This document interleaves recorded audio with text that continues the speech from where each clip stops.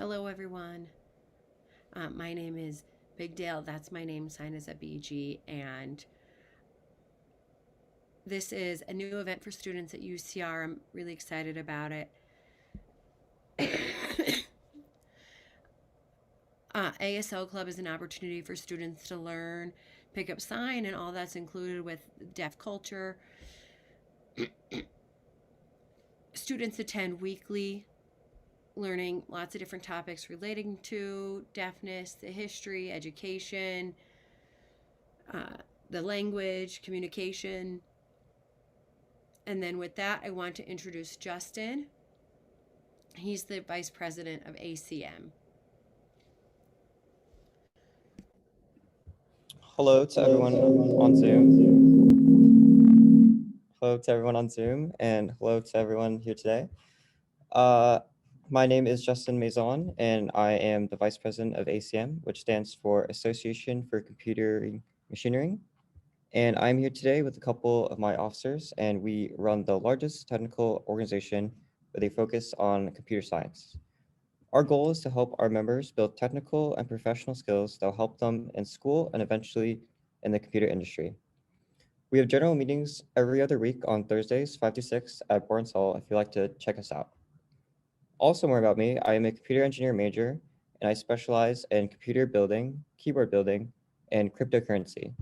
I'm really excited about this event because I don't know much about sign language and the deaf community, so I'm excited to learn and see how technology plays a part in that.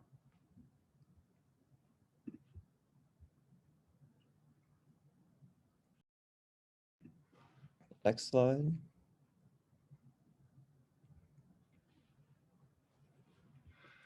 And then if the presenters can introduce themselves, that would be great. Who wants to go first? Do you want to go first? Do you want to flip a coin, Spencer says?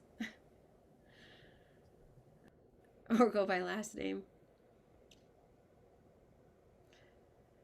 Hello. My name is Spencer Montan. This is my sign name here. And my pronouns are he and him. I'm wearing a dark blue shirt with buttons, and I have glasses on as well. I also have dark hair, and I have a white background. I'm the assistant director for the Center on Assisted Technology, and that's at RIT, Rochester Institute of Technology. And that is the National Technical Institute for Deafness as well. Hi, my name is Rob Koch. I don't have a sign name. I just fingerspell my name, Rob, R-O-B. I'm a white male. I use he, him as my pronouns. I've got a beard. It's becoming more white. I still have some color in my hair, a little bit of red, but getting whiter. I have on a gray long sleeve t-shirt. And right now I'm working for Slalom Build. It's a group under Slalom Consulting, so it's a consulting firm, and we help customers migrate specifically to the cloud based on their data platform and their infrastructure. So we get all of that migrated over to the cloud. Thank you for having me here. What's your specialty?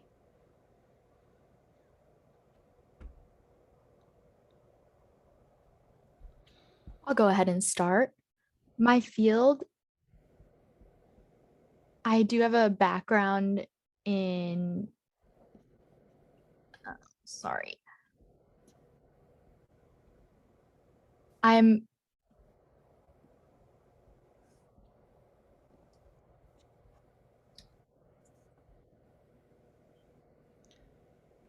I do a lot with people with sales and HR, and I work at RIT. I work with the master's program, getting more involved with project management and with technology. I work with startups. I've worked with several different startups and deaf entrepreneurs who want to improve accessibility. And so that tends to be kind of where I'm currently working in my field of expertise. Rob says, for me, I graduated from Gallaudet University in economics and finance. I pictured myself going into the financial world, insurance world, but once I got a taste of the workflow, and I did not feel like it was optimal. It was not, they were not very efficient. There was a lot of, wasted work. And so I asked my boss if I could take over um, the concepts going in. And I went into the computer store. I bought a book on programming. I taught myself how to program, and from then on I was hooked, and I just kind of fell into the world of software development. um, Data platforms has kind of become my expertise. I do a lot of workflow, re-architect, and trying to make platforms more efficient in real time. So that's my field of expertise now. How did you start in that field? Where did you go to school?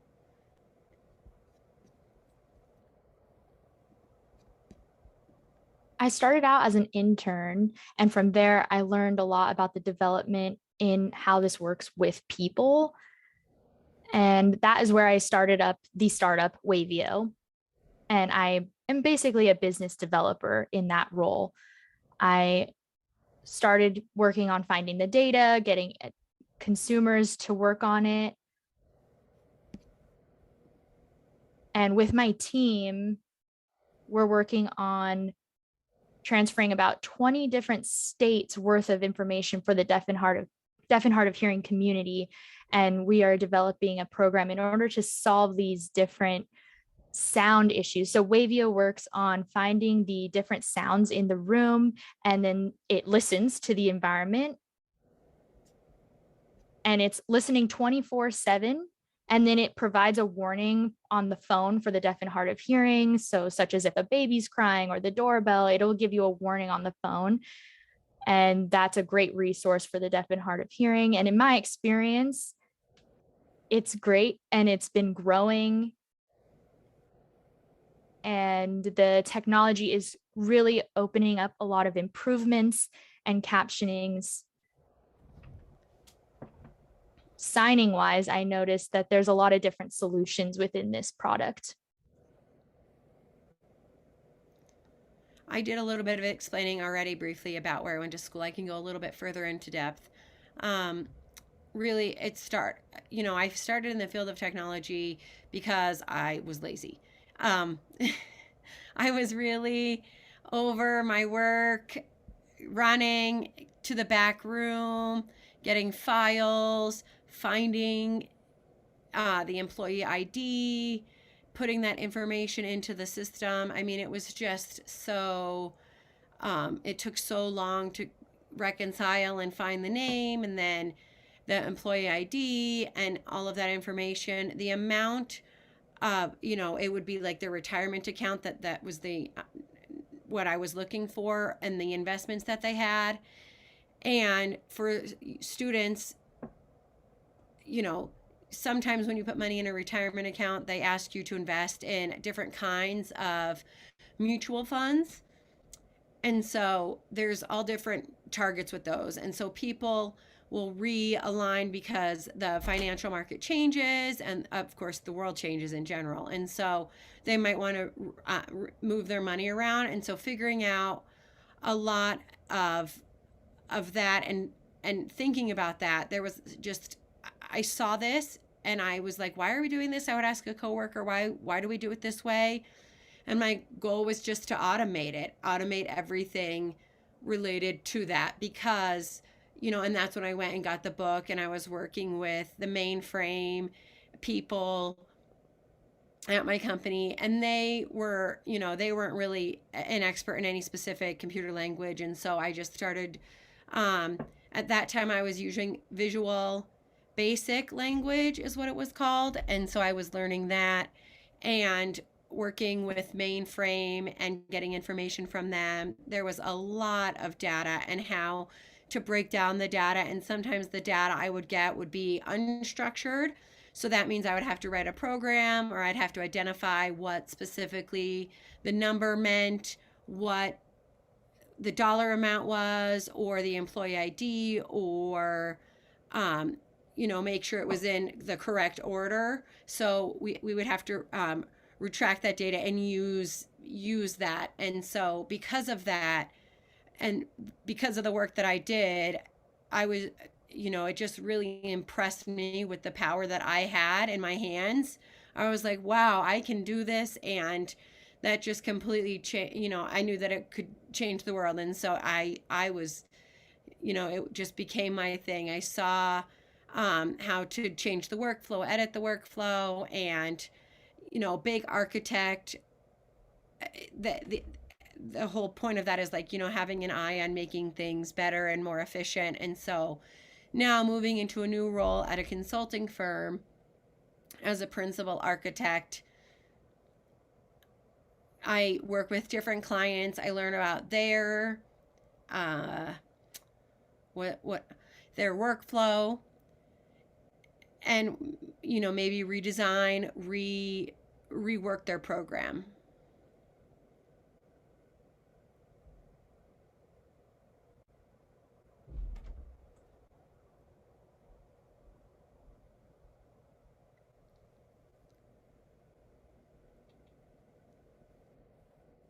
Much of the audience might not be aware, so we're wondering if you could explain a little bit of how your identity has taken part in the process in the world of technology and business.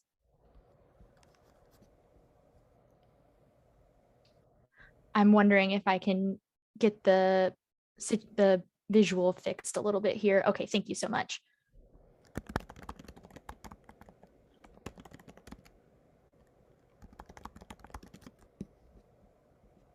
Can you please repeat your question?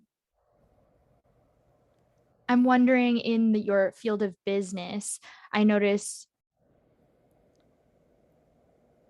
people at RIT and your different businesses might not have an awareness. So we're wondering how deafness takes a place in this identity and in your business aspect and perspective of everything. That's an excellent question. I'll give you a quick background of myself first. Growing up, I found out I was deaf. I had lost my hearing. And so learning through life, the sign language, and learning ASL, which is American Sign Language, I used a program here in Southern California, and I met with a lot of different teachers and students, and a lot of information was passed that way. I picked up the language very quickly growing up through that way. I was also mainstreamed. That is my background, meaning I went to a hearing school as a deaf student. And in that area, there was a school district in Burbank, the city in Southern California, and that's where I was mainstreamed. I went to a hearing high school. So I was able to speak, and then I had an interpreter in the school as well. And there is a center there called NAD, the National Association of Deafness, and that has a lot of support providing interpreters, captioning. They provide different printed material and things like that. And so that was a great support to me in the different classrooms and as a business major. And oftentimes in a deaf event, we would go to a lot of deaf events, and there's a lot of student organizations that include deaf students and volunteers with a signing environment. So that is how I was able to learn and pick up the language, by socializing with people within the organization and giving me that great experience. And so then when I went to RIT, the Rochester Institute of Technology, there are 2,000 deaf students at RIT. And it's one of only 9 colleges that offer that. Excuse me, it's NTID, not NIC, NAD, excuse me.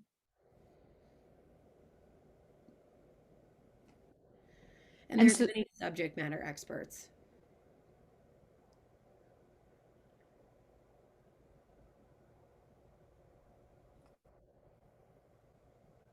And so these different groups create a lot of information in order to solve these issues. There's business owners, business organizers who come and help pick up all of these different formatting and pieces of information. So it helped a lot with my personal growth and prepared me a lot for working in the field as a deaf individual. Both at CSUN and at RIT. Thank you, Rob. Question about Deafhood. I saw that there was one question regarding that and what that is. There was a movement where deaf people were empowering themselves to really take ownership and really own their journey instead of being told, what our journey should have been, especially in the disability community. People are not really good at letting others decide for themselves, in terms of like the preferred language, if spoken or if sign. So there's a lot of different approaches to communication and not a lot of preference given to the people with the disability. And so, Deafhood, go ahead, Spencer, if you want to add something. Yes, I'd like to add, there's this, so-called deafness. The deaf identity is really included in in the identity. It includes culture, it includes all these things, but we also, we write, we can use other forms of communication in order to get our thoughts across. And so oftentimes deaf people are oppressed in the different industries, and we're encouraged to use hearing aids or cochlear implants and all this different technology. And so really the goal is to build a bridge between the deaf community and the hearing world. And we want them to work together in that sense. Yes. So in that realm, the other point of Deafhood is because, historically deaf people have been oppressed. And so it's not, people always kind of force us to do things that we can't do. For example, the majority of deaf people don't speak clearly. It's just the reality. So a good example is I'm in public and I speak because I can, and people see me and they see me voicing and they're like, they think that, I'm accommodating them. They're not accommodating me. At that point, they know that I can speak. So and then I might not get what they're saying. And so with Deafhood and with those scenarios, it's like signing, then they automatically know that I'm deaf, that they have, I have different communication needs, and they have to kind of figure out how to work with that. And so there's many, complexities with Deafhood. There's workshops, there's books that you can read. It's a very research heavy, and there's a lot of information that can be applied to many other disability groups and other, minority groups that the exact same concepts could be applied. And there was another question there before I forget.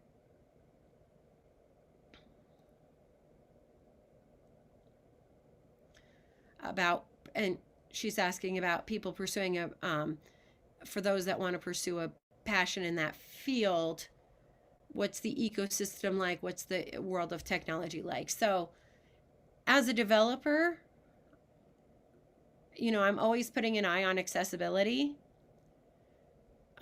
Slides went in and out. Okay, so I'm constantly thinking of accessibility. For example, if I'm identifying a workflow and I need to improve it or change it, I'm always thinking of the disability perspective or the deaf view. For example, if somebody is colorblind and it's green and red, I'm thinking that's not a good option because somebody that's colorblind would not be able to see that, and it would have an impact on that. Or if they're releasing video and audio, if it's a video or audio centric product, I'm thinking, okay, is it accessible to the deaf? What needs to be added in order to make it that way? And there should be some accessibility standards on websites as well, like WCAG. I forget what the acronym is, but you can look it up, WCAG. 2.1 now is there's a board, and it's an independent board, but they partner with the US government to make sure that websites have some standards. Like if there's an image on the website, it must have alt text. And so if you were to use your mouse to go over it, the text would describe what the picture is. So a blind person would be able to hover their mouse, and then they could know what the picture is of, and it would give context to that web page. And I'm sure, Spencer, you've worked a lot on that, but I use my position within different companies, even though, as a developer, I might not be, or as doing data engineering, I have no influence on the company's design or process for setting up their website. I can still use my influence as an employee of the company to kind of give them a reminder, oh, you should add accessibility here, and here are different ways that you can add accessibility.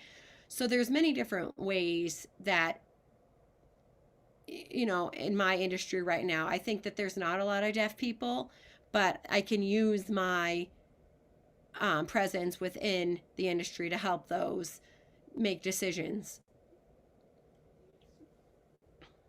Rob made a great point of encouraging more people to make sure that their websites and things like that are accessible. So for example, on the internet, the television, all of these different options, making sure that everyone, including the deaf, including deaf plus, deaf blind, making sure the screen has the possibility to read the image and things like that. Many people have no exposure to deaf blind.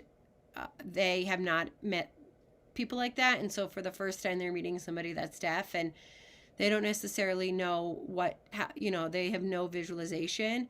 They don't think of different things, and so they need people to proactively do that. But at the same time, it's not my job. So yeah, it's a tough place to be in.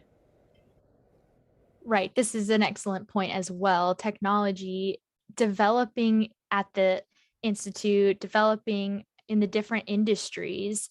We need to make sure that the industries are partnering, and then having employees who, the graphic designers, the web designers, all of these different people, making sure that the product services and are at being figured out how to make them accessible. So there are plenty of people who don't know how to do that. And that's why we need to make sure that they have the information in order to make sure that something is accessible. So that communication with companies, for example, on the phone, lots of people don't have any idea what VRS is, video relay services, and that's used by the deaf community. There are lots of people who don't understand, why do we need to use video? But that's my job. That's how I make sure that at the same time I have the option. And so as a deaf person, I have to make sure that that communication is available. So that's a example of how people sometimes just aren't aware of the different solutions that need to be taken.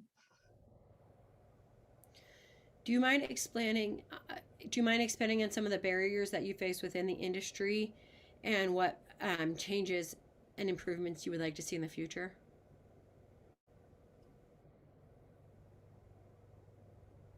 Do you want to explain the improvements within that space?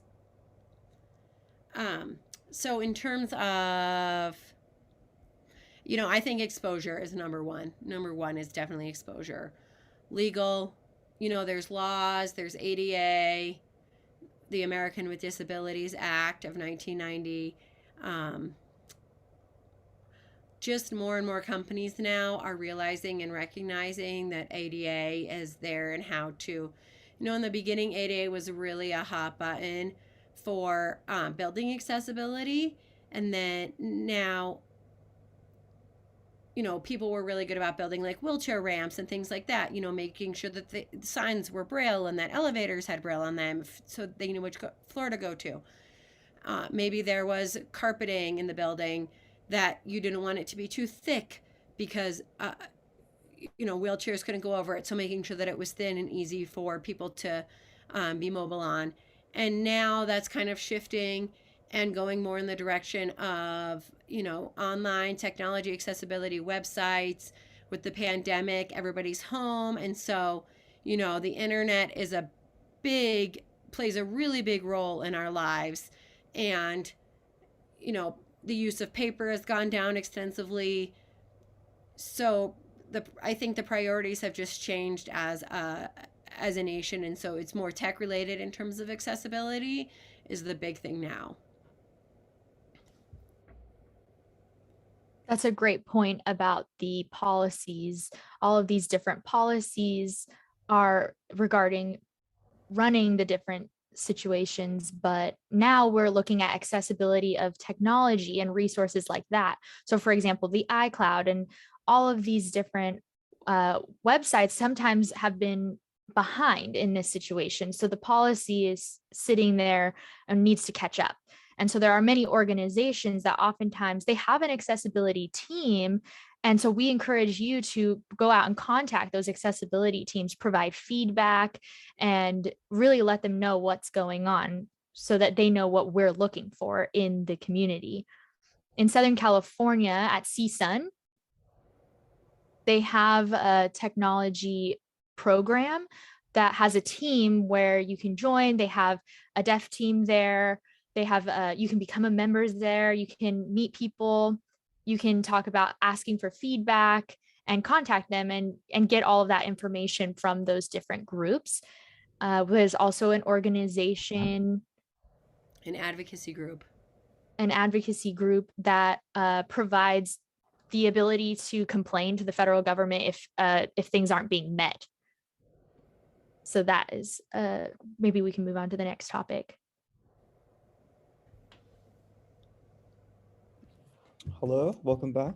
Okay, so yeah, I love the talk about accessibility and technology. So I want to ask my questions more focused on the technology world and just how how we could take consideration to that. So my first question is going to be to Spencer, and I just want to know how have you used technology specifically in your startup companies, Weavy and Wavio, and just how have you used that to contribute to accessibility, and what are the impacts of that?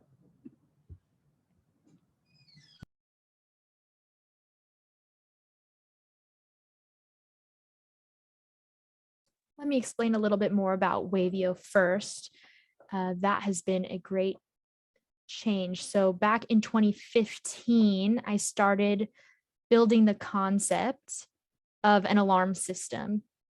And so it has a microphone on the device and it listens 24/7 to the environment. And that also will print onto a platform, and it provides all of the information in the system. So it uses the voice and it gives you all the different words. And so we have this sound running 24/7, but we needed to make sure that all the information would be provided to such like an iPhone and things like that. So when it gets set up, we have these different Use cases for the deaf and hard of hearing market. And we wanted to make sure that it benefited this different group. And so it helps with the military and security. It can help with all of these different lists of groups. And so we want to make sure that the small startup company, we want it to be provided to bigger companies and pave the way, so to speak, of the use available here. Now, this system, back in 2016, the microphone itself was expensive. And so now we are developing a different design that will help develop and allow the developers into the system so that they can see the sound library and they can see the different lists of all of the environment sounds available, and then they can pick through them that matches their product and what they need specifically. So the product at a hospital room doesn't necessarily need a sound of, or it does need a sound of patients coughing or screaming in pain. So the different sounds that are necessary in that environment can be chosen by the company that we would be using it for. So depending on the Size of the room. the size of the room, we would need to have a different level of those noises. So there's alarm systems, and there's a lot of commotion in the room. For example, if you can hear a baby crying. So all of these different sounds going on, we want to make sure it can get picked up and benefit different groups of people in different companies like that. Yeah, thank you. I loved hearing about like the idea of like the microphone, like how back then it was expensive. And so I really liked hearing the like development of that and like where it went into your startup companies, which is really cool. So yeah, my next question is what current projects are you working on? And are you working on to take into consideration inclusive design? And how does that impact other communities such as, you know, like deafblind or just like the deaf community?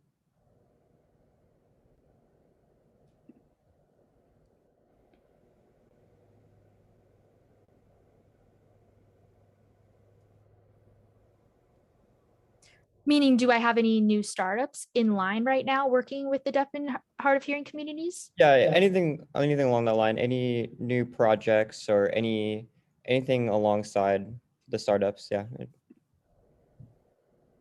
that Sure. include inclusive design. So Wavio is a project that has a partner project, so to speak, called C Sound. And so that partners with the company Area 23. And that's the company name. And it's in New York City. And so that is under a healthcare company. IPG is the company's bigger umbrella term name. And so they have a big company there. And so we partner with them working on the C Sound design. And we started that as a student. I started that as a student back during my degree. And so we're really working on making sure that ZVRS and Purple, which are video relay service companies, we want them to start helping. They encouraged me to do the idea back when I was a student at RIT, and they donated money. And I was mentored by a business coach, by different teachers, and the students, the RIT students that are software engineers and in algorithms and innovation. And then there was also a student that was a hardware designer. You can see on the slides, you can see what it looked like in the beginning, the small little black box, and then how it evolved, the beta. And so there were several different devices that were in different states, and we put them in different parts of the country. We got feedback. There was, if it was able to identify sound, if like the warning was consistent, they would contact us so that we, if it was recording the sound, we would get the recording and we would listen for them. And then we would find out like the parrot was making noise. It was like a new sound. And so we collect the data on the new sound. One unique thing about Wavio and C Sound, that project, is it's the computer processes the sound on the device. It's not through the cloud, because hackers would be able to go in and hack the cloud, and so they would have access to the audio in people's homes. And so we designed it to make it so that it's not hackable. And the C Sound project, We can go ahead and show a video of that sound if you would like.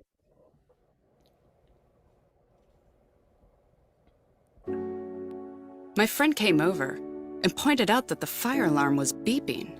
I was surprised. I didn't know. I was cooking in the kitchen and my friend's daughter fell down the stairs and got hurt. She was crying out for help. I had no idea what was happening.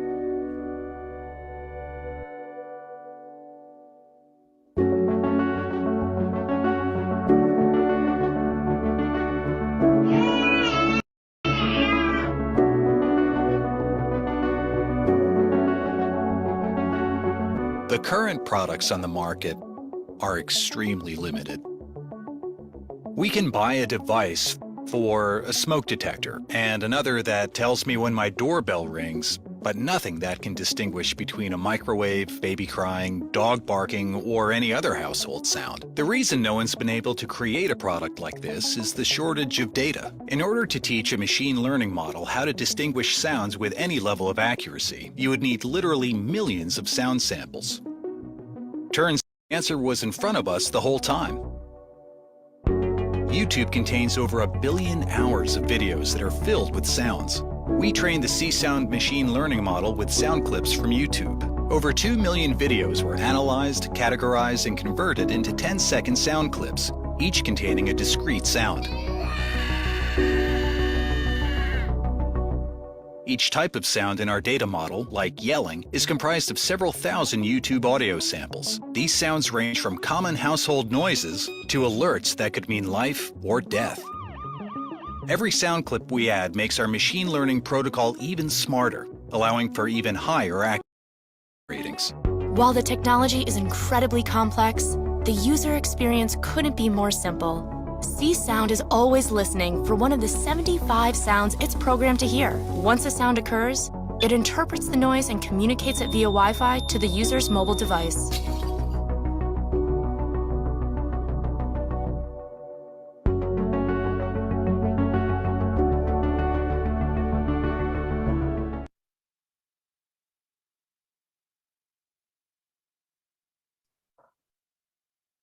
That was our company. That was our product that was partnered with Area 23. And we're hoping that it'll become an international product in Kane. K-19 Grants. in the grants. And so we're hoping that we will get the award, the grand, I missed the name of the award. It's a big opportunity for us and a big success that we've been able to build this. So this is a great idea or success as a deaf entrepreneur. Thank you very much. Yeah, so that brings me to my next question, which is, this one's going to be to Rom. I'd like to know more about the AWS certifications and just what exactly are those and what is the process for obtaining them? And then what certifications do you recommend pursuing?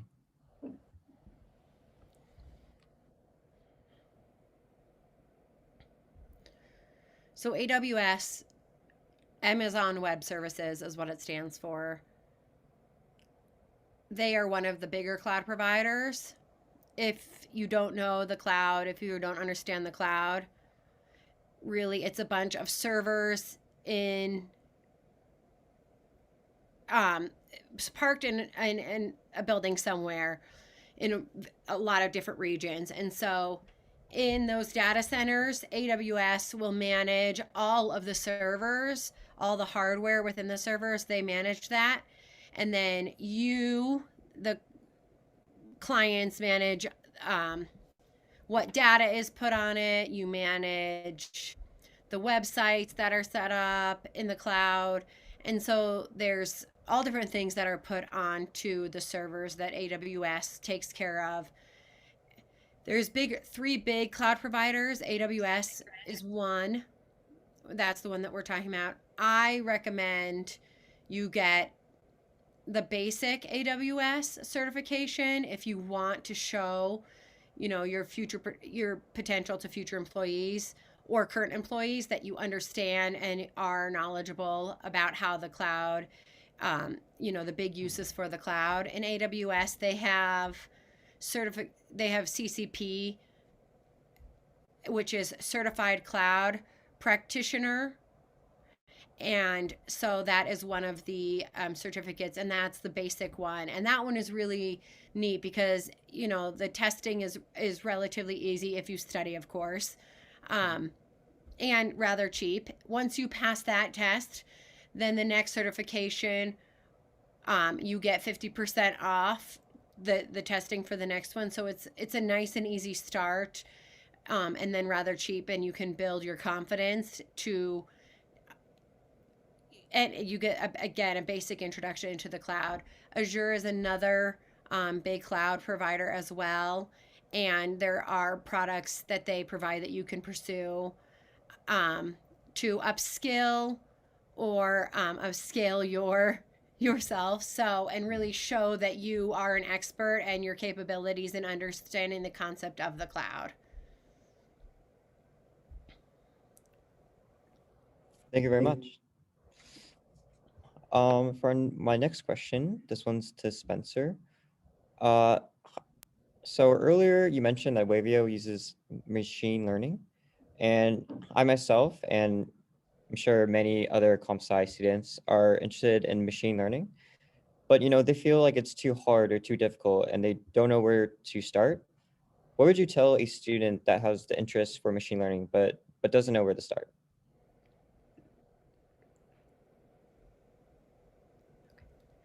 We're just going to switch who's invoicing this.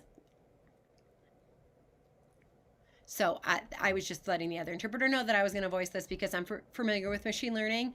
Machine learning is the process, you know, using AI and using big data to arrive at a conclusion.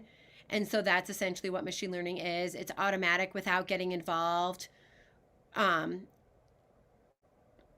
Without getting involved with the instructions. And so Wavio uses AI and machine learning. And machine learning here at RIT, they have a program here under the College of Engineering and CCIS the computer department. And so now we are offering a course in machine learning. Last summer, we hired one machine learning student to work with us here at on a project. I don't know if you guys are familiar with Smart Voice. It is like Siri, Alexa, all of those different things. And so there's an algorithm that will look for like the perfect voice that fits, but that doesn't include people with Atypical. an atypical voice. And or maybe not, or atypical speech. And so if you don't have, you know, you might have a physical disability, you might have you know, it can't pick up your voice completely. And so that student came to help develop a system that would include people who don't have, you know, that don't fit into the algorithm of having that perfect voice. And so it picks up, you know, a voice that might have a disability like Siri or Alexa, things like that, that doesn't necessarily recognize the voice of those people.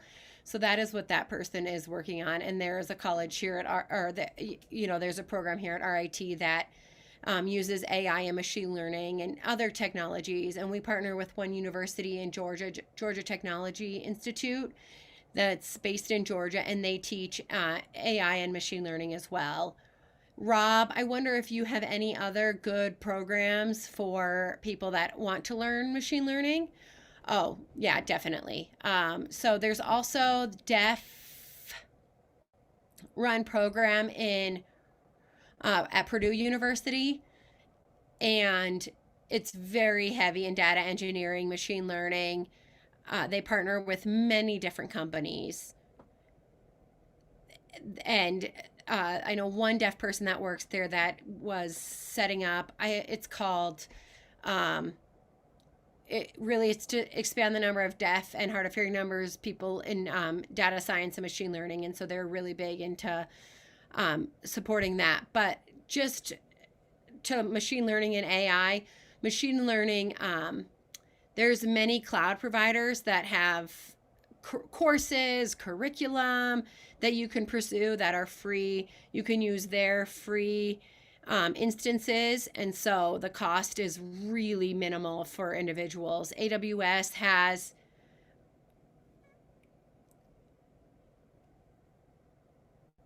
AgeMaker, and then Azure, Microsoft, or Google Cloud they partner with a lot of um,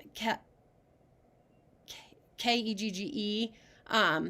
And there's a variety of courses there just ready for people that want to learn more about machine learning, the languages, the software programs, all of those.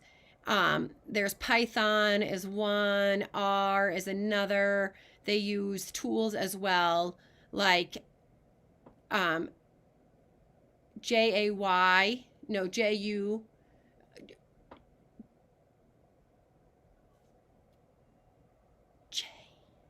Jupiter.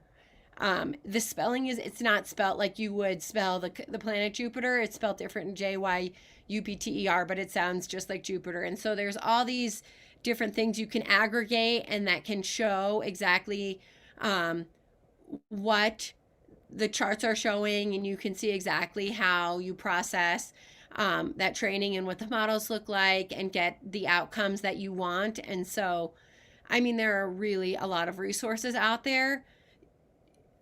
You can, Google FU. I don't know if that is one. And so there's all different Google View and different things like that will go in and get resources. And there's YouTube. I mean, YouTube has tons and tons of content that, they don't sign, but they're captioned videos that you can read and learn about machine learning. And so that's how I was able to get my certification. I was able to go in and find the white paper, the PDF, and read that, and then, maybe watch videos on YouTube. And now Google Chrome has it where, somebody comes up and you can, in the browser, if the captions aren't available, Google Chrome can provide those for you.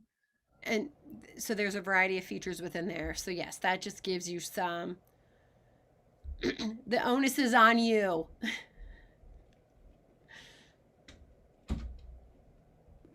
And then just to add to that, with Wavio, our goal is to have more data, because the more data we have, the better accuracy we have. So, and that's really important. And with machine learning and AI, I mean, that's really part of our product solution, is to help save lives for other deaf people. Because often when you'll hear stories of deaf people who parked their car in a garage and they didn't realize it was a new car. The engine's much more quiet than they used to be, so the car's parked, and they go into the house and the engine's still running. They don't realize it, so they go into the house and the car's still running. They go to sleep and they could, the poison from the engine. And so that's one of the use cases that's really important to us, in using AI and machine learning and getting the data and really recognizing in the data library, having all of those different sounds and seeing the number of examples is really important. With, the more data, the more samples, the better success rate. Thank you very much. So I have one last question for each of you, and this is going to be more about like career paths and like how like a college student could get involved. So what led you each to pursue entrepreneurship and startups in industry or established companies? And then what were some of the biggest challenges you faced in your career paths and how did you overcome them? And then just more generally, like what are some advice you would tell your past self, that you wish you knew beforehand?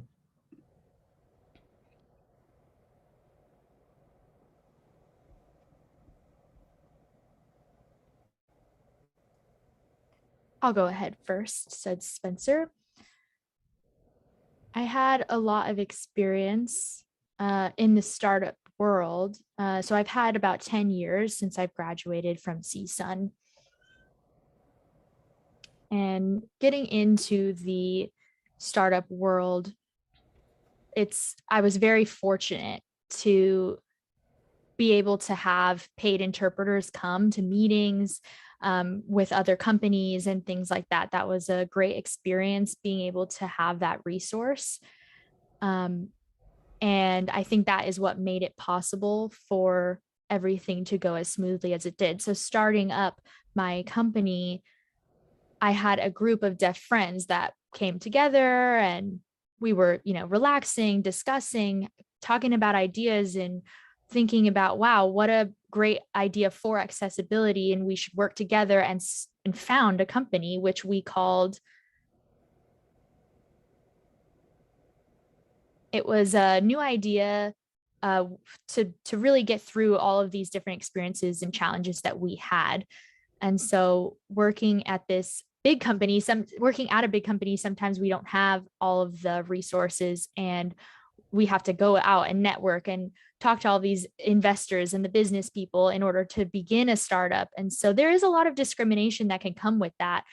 So it can be a little bit fearful to get that startup running. And a lot of people tend to be a little bit afraid when a startup is ran by a group of deaf people. So working in this investment situation, we wanted people with a background in ASL to make sure that our communication was clear. We wanted them to make sure they understood our goals, and we wanted to have that plan in place for our startup. We needed to make sure that we had the interpreters built in to our situation and things like that. The resources for support in the startup is really important. I have many different partnered companies now that have already fixed these, solved these issues so far. And they share resources, and it's really able to get us to the finish line, so to speak. So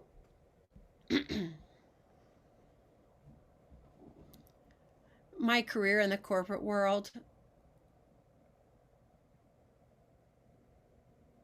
it was a very structured environment, very predictable. And I thought, what's it going to be like to go to the other side? And so in the past, during the dot-com boom, I moved to San Francisco, the Silicon Valley. I got involved with many, many, many different startups, and it was quite fun. But at that time, accessibility wasn't necessarily there. Many startups were lacking in funds, and they didn't, there wasn't a high demand for them to get an interpreter. And so we would communicate in different ways, email, chat. At that time, it was AIM, AOL, AIM. So we would write back and forth, or I would speak, and then I would try to lip read what they were saying, and I might miss something and have them repeat it. So we'd go back and forth that way. We got by, but it really, I got much better in understanding startups. Getting back, and then I went back into the corporate world to make money, get health insurance, get accessibility, easier to get accessibility and request an interpreters. And so I've been in both startups and in the corporate world. I've experienced both. Corporates, well, I will say Fortune 500 companies tend to have a really high profit margin, so they can afford interpreters, and you can be a little bit more assertive in asking for accommodations. And I'm just imagining a person coming in, getting hired, and they haven't yet proved themselves, and so is the company might question providing all of these accommodations for them, or do they have to prove themselves first, then the company's willing to provide the accommodations. And so the startup is like that for sure. So for example, for me, when I went into a startup, entry level, I had to work my way up and really become much more like a manager or vice president level. And then, they would definitely have to provide those accommodations. But there's different perspectives, and there's different scenarios where with or without accommodations, and with or without improving your skills. But basically, you're essentially rolling the dice in terms of, when you go into both the corporate world and startups. I'd like to add that when looking at startups, you do have the advantage that when they are smaller, they can develop and and more quickly move into finding what you're looking for and what your needs are.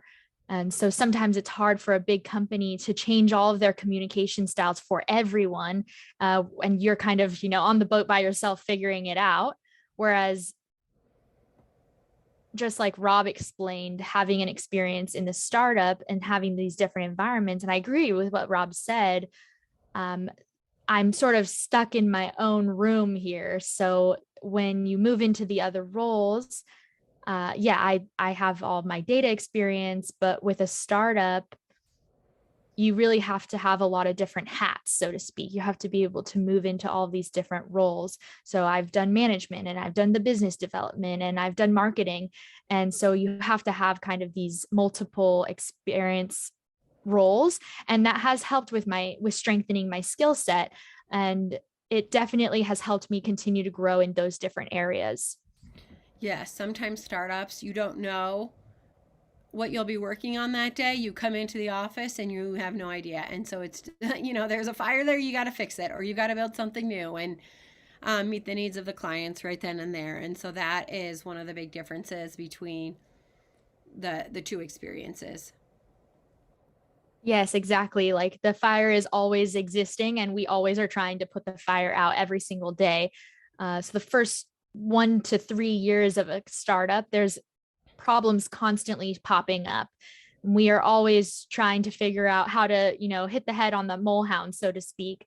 And that does build that experience of working with the different groups and different places. And that's the key to that building, decision makers, key to making decisions.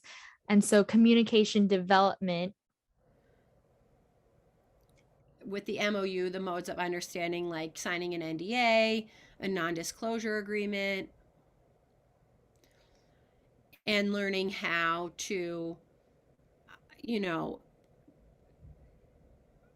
identify the scope of the work. That's one of the examples that's, out of my comfort zone, but I realize that that's one of my expertise is, to continue to grow that area.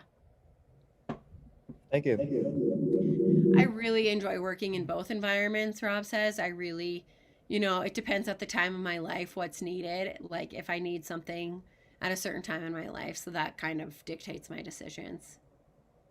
Yes, exactly. I've been working in the startup world maybe 5 years, and it definitely goes up and down. Right now, it seems pretty stable, so that's a good thing. Thank you very much. So yeah, that wraps up my questions about technology. I love speaking with you guys. We have a brief closing slides, and then afterwards we're gonna have an audience Q&A. So if anyone in the chat would like to ask a question or anyone in person. So yeah, I'll pass it to Big Dial and she's gonna talk about ASL Club.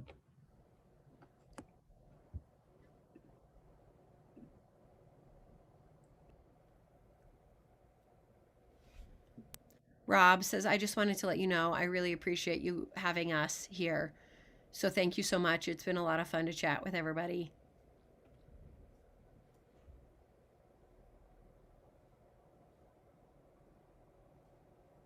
If you're interested in coming to ASL Club, there's the information that I just posted. And then there's what movie are you showing on June 2nd? Rob's asking.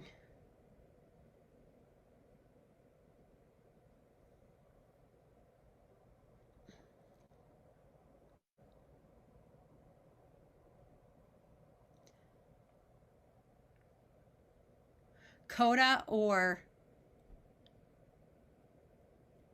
Easter Seals? It's the new Marvels movie. It starts with an E. I believe it's Eternals. Oh, Eternals. Thank you.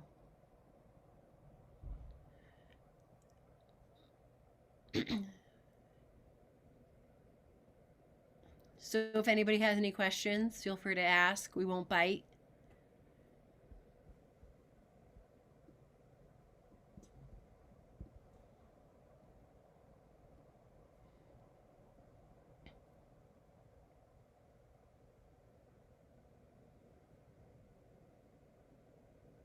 Maybe we answered all of your questions. If anybody has any questions, feel free to use the hand raise.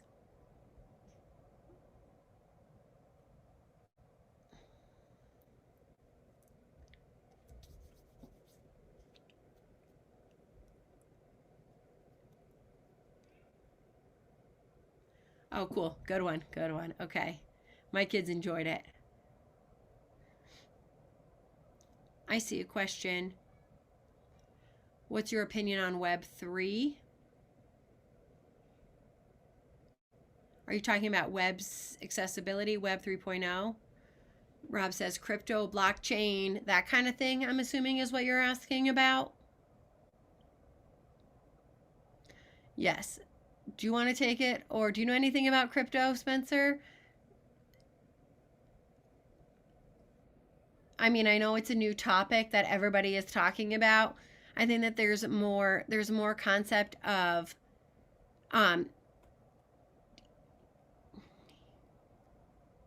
decentralization,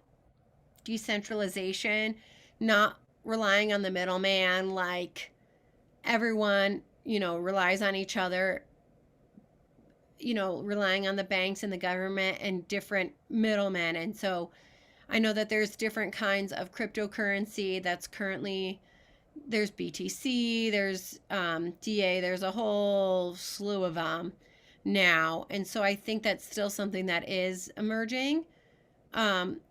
Will the US government and other governments accept it? I don't know. That's, that's what I'm still learning. Rob says, yeah, it's a learning process for everybody involved. I know El Salvador, they had set up their financials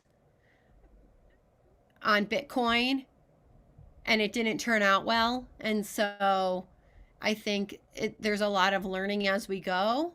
The financial market right now is, kind of trending down in general. And so crypto is doing the same. It's trending down as well. And so that kind of leads to the question of what that will look like for cryptocurrency. And they can't really figure that out. In terms of Web3, it's the control, decentralizing that, and having the records. I know that there is like healthcare records, changing that. And as you get older and your health declines, getting that information on blockchain, and it has to be encrypted, obviously. But the problem is that if people are able to go in and hack, or either get into the blockchain, then the security is only as good as the implementation. And of course, if somebody comes up with, a CPU that is extremely fast, they would be able to break in much faster than you thought. And that's something that could happen. So the dynamic is constantly changing. And I think with that, it really goes, it's a lot to manage. The type of technology and the different types of, it's a very, everything's really up in the air with Web3 right now, I would say. Another perspective of this topic is looking at the different servers in a computer. They're all, if they get set up well, is that a good setup?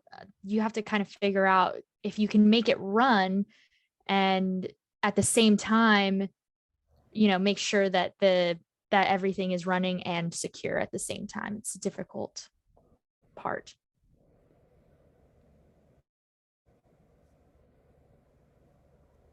Are there any other questions? I want to pull them out of you.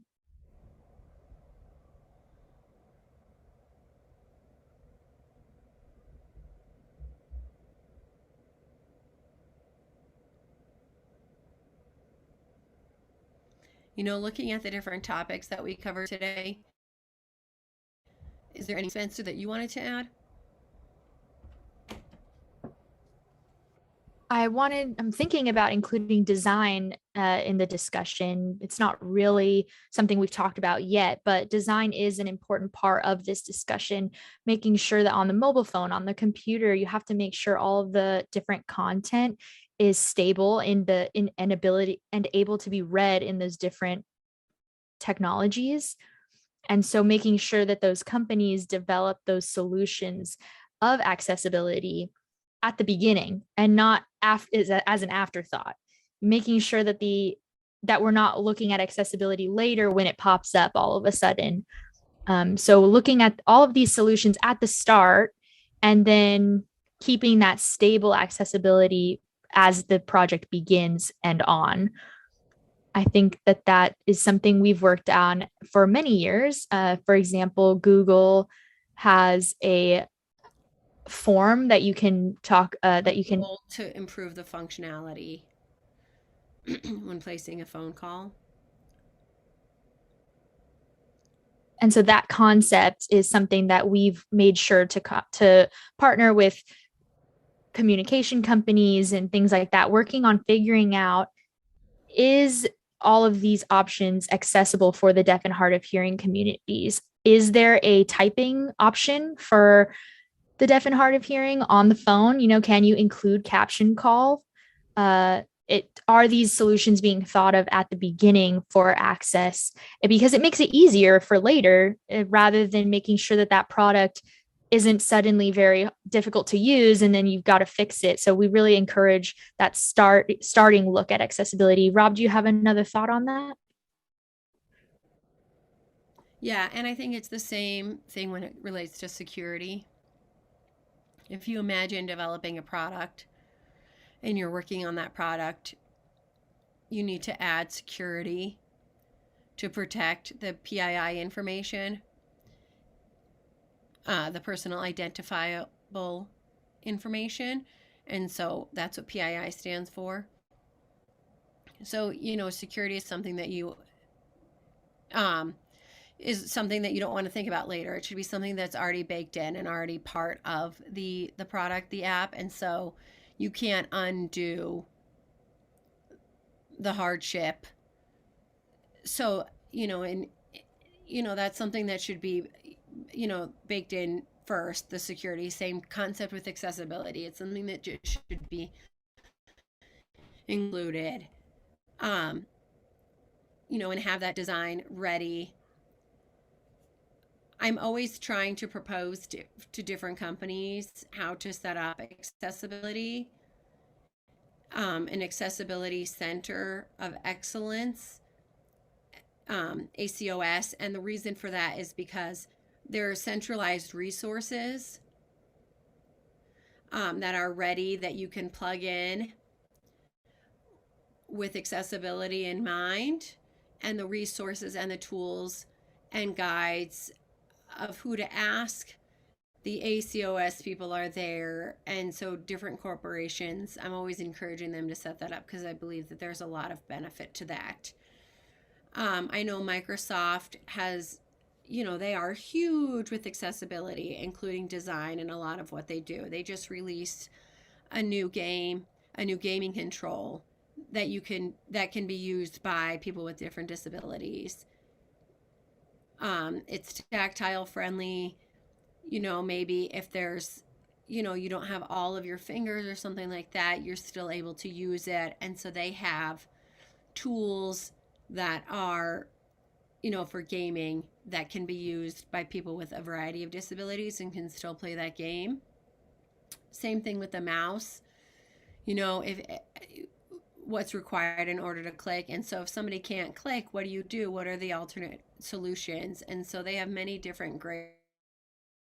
You've worked with Microsoft on some things, right? Me, Spencer says. Yeah, we do. We do have some projects here that we're working with Microsoft on, yes.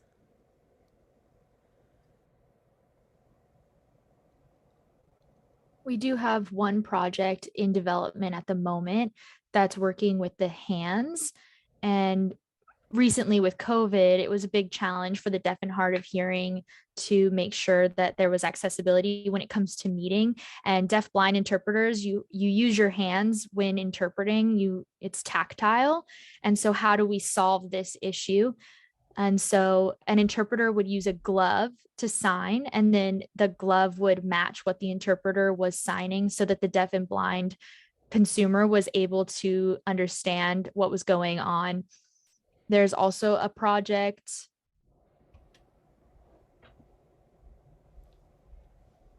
that uses speech. And so, for example, with all of our masks on, it also makes it hard to communicate with the deaf and hard of hearing. And so we have a group working on this for the last 3 months that has been able to work at the Institute trying to use it and make sure that there's a captioning room, listening to different presentations, figuring out if the project is working with both the deaf and hard of hearing as well as hearing students on the project. Everyday tools we use for accessibility. So I, download either Google Translator or Microsoft Translator. You can go in the app and you can set up in presenter mode, and so it's always on. So when a hearing person comes up to you and they start talking, it automatically starts captioning, and it's perfect. If the environment has a lot of noise, it doesn't work. You have to be in a quiet room for it to work really well. But there's other everyday tools like Wavio, something like that. Yes, captioning is very important when it comes to different situations, and it's great to be able to use captioning in an environment for a theater with an audience. Sometimes it's really hard for deaf members in an audience to be able to see the people on the stage, and so being able to have a captioning programming, sometimes the programming is off to the side and it's a little bit difficult to go back and forth looking at the captions and then on stage. And so we want to make sure that the user experience is easy and accessible for everyone.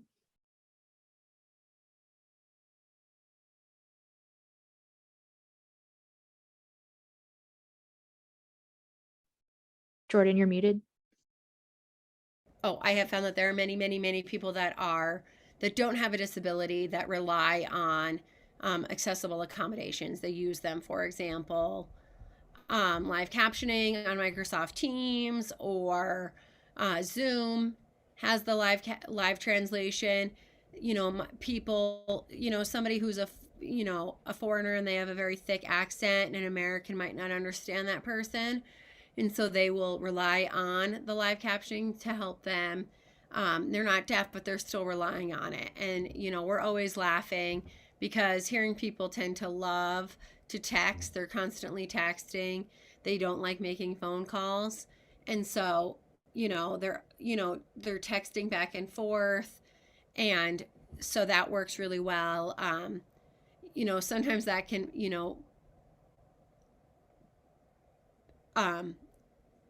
sometimes that can screw up communication as well, because you don't necessarily understand the context in which the text is being made. But for example, sometimes if you're using voice to text, having the ability to just talk and then send a text, we can't do that.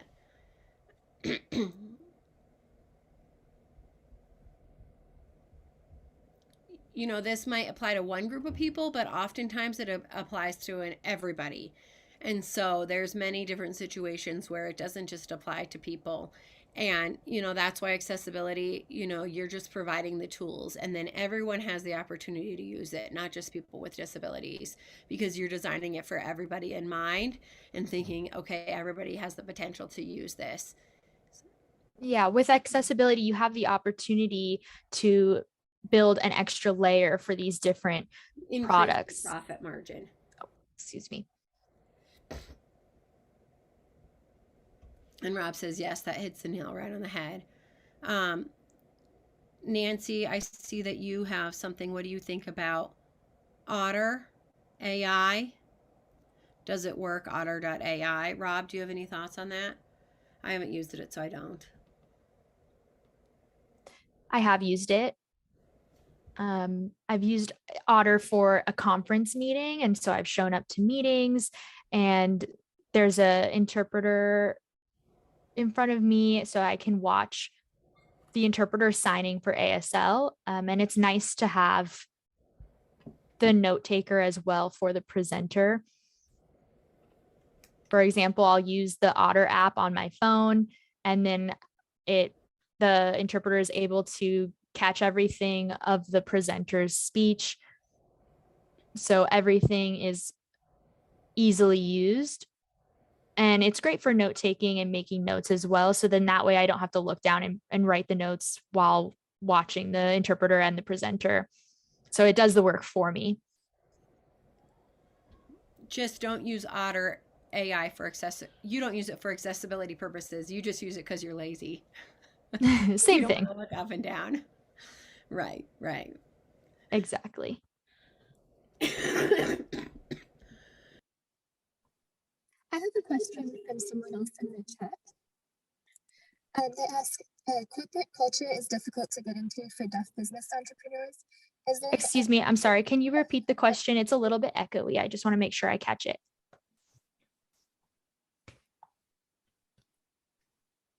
Can you say the question one more time? I'm sorry.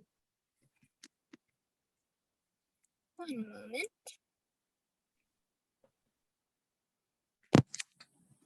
Sorry, are you ready for me to go ahead? Yes. Corporate culture is difficult to get into for deaf business entrepreneurs.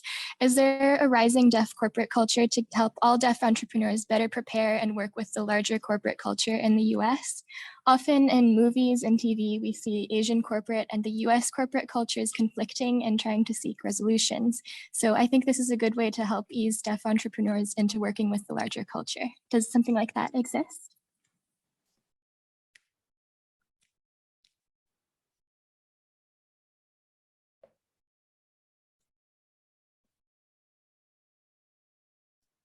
That's a good question. Maybe this is related to the topic. So we do have a few deaf businesses in the US that do help provide access and making sure that the process as a business owner is smooth sailing. We have communication for the deaf. We have ownership. We have deaf owned VRS systems. We have one project called DEN, Deaf Entrepreneurs DEN, Network. Deaf Entrepreneurs Network.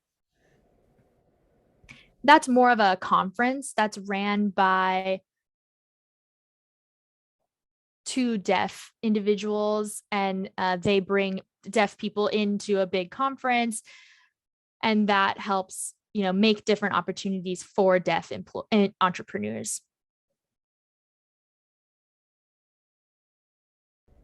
Rob says, working in the corporate realm and accommodations are so much easier. They're far easier to get than they were in the past.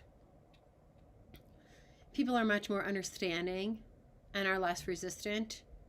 And there's a lot less pushback when asking for accommodations.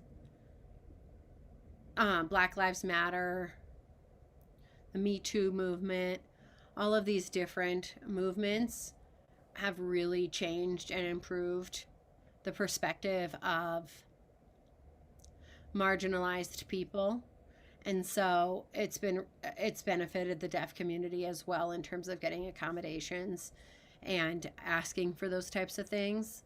I have, where I work right now for Slalom Build, I was really concerned about having meetings all day and needing to meet with customers and clients, how I would handle that. The price of an interpreter can really be expensive, and they have said to me, don't even worry about it.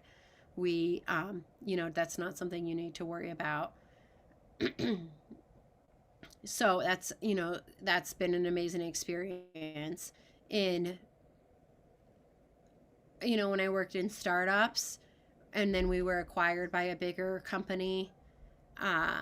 Some, I had to be careful to not over request for an interpreter, especially for, it was specifically for like if I was negotiating my salary or things like that. I would really, for more serious things. But working every day, everyday life, I didn't need an interpreter in my job. But I was kind of over that, and so I decided to propose,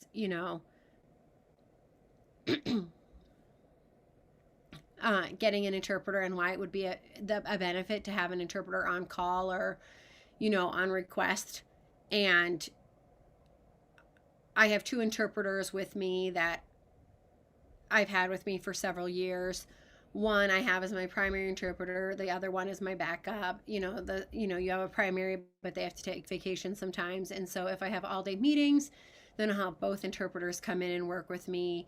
And then and I was able to justify that, and they were willing to accommodate it. And so that was my experience. But I think it's important to just open that discussion.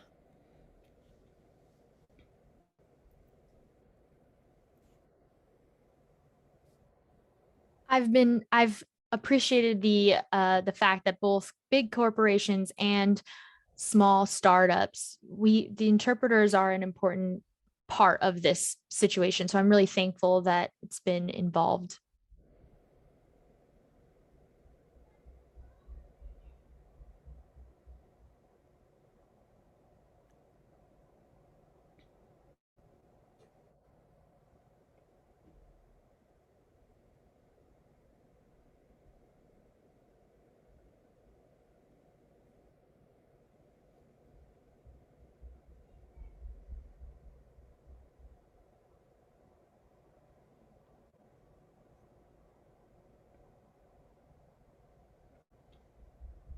Thank you very much, everyone who has joined us for this, including Vince and Barrett, as well as everybody who's on our board. Thank you so much for hosting this event. Thank you to the ASL Club board as well. Big Dial.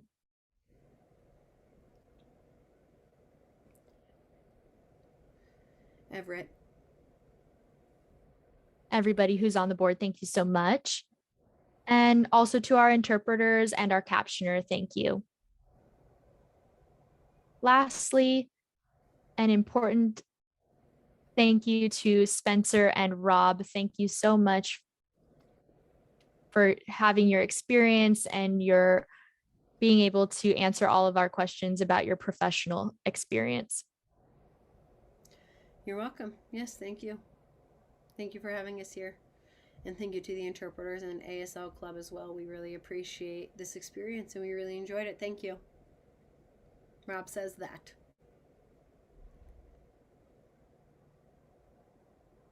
And to our audience, thank you so much. I hope you enjoyed it. And now we will go ahead and offer to the audience, if you want to get on video and say hi and show yourselves, then now would be that time to do so. Hello. Before we do that, we have a couple of slides we skipped over. If I could just go over that real quickly. Yeah. So our ACM Club, we have our social links here. We have email, Instagram, Discord, and we have a journal meeting next week on Thursday at 5 p.m. And we're just going to invite a ton of computer science professors, and we're just going to have a nice talk with them. And then we have our Slack and our Medium page, which if you want to stay updated with new events and everything we have going on. And then one last slide. We have a fundraiser with Krispy Kreme donuts. And so if you'd like to support our club, we are selling a voucher for a dozen donuts for $13.50. So if you would like to support our club, we have our Venmo, and our Venmo is at ACM UCR. So if you want to write that down or take a picture, and just make sure that in the payment, just include the quantity and the email you would like your voucher be sent. And then please allow 24 hours for the voucher to be sent to your email. And then you could use that at any Krispy Kreme location near you. So yeah, thank you. That's all I have to say.